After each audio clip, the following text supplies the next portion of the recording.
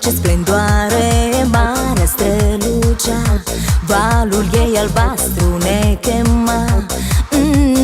Ca într-o poveste ce Eva se întâmplă, din al său drum se oprise și timpul îi șoptai ceva. Și mai mult nimic nu exista. O vacanță la mare mi-am dorit, o vacanță la mare ne-am întâlnit, o vacanță la mare, paradisul celor mai îndrăgostiți.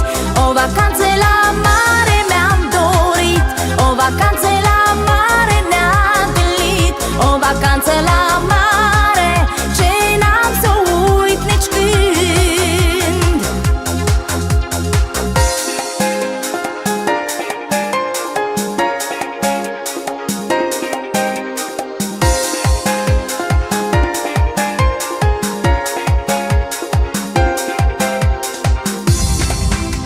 Nopțile albe s-au dus fără veste, căci un final are orice poveste.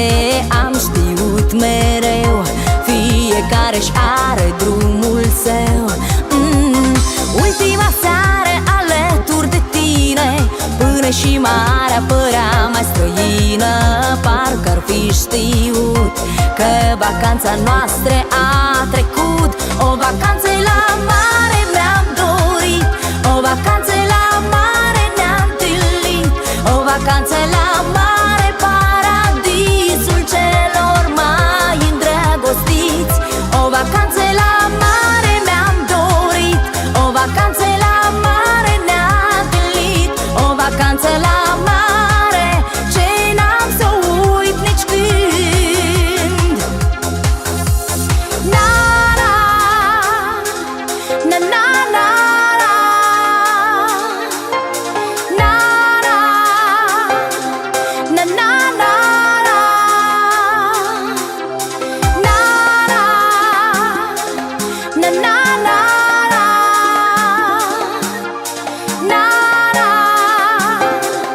na na na.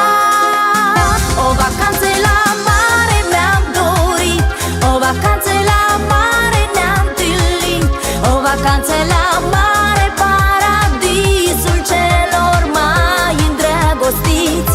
O vacanță la mare mi-am dorit, o vacanță la mare ne-am întâlnit, o vacanță la mare ce n-am să uit nici când. O vacanță la mare mi-am dorit, o vacanță la mare ne-am întâlnit, o vacanță la mare, paradisul celor mai îndrăgostiți. O vacanță la mare mi-am dorit, o vacanță la mare ne-am întâlnit, o vacanță la mare ce n-am să uit nici când. O vacanță la mare ce n-am să uit nici când.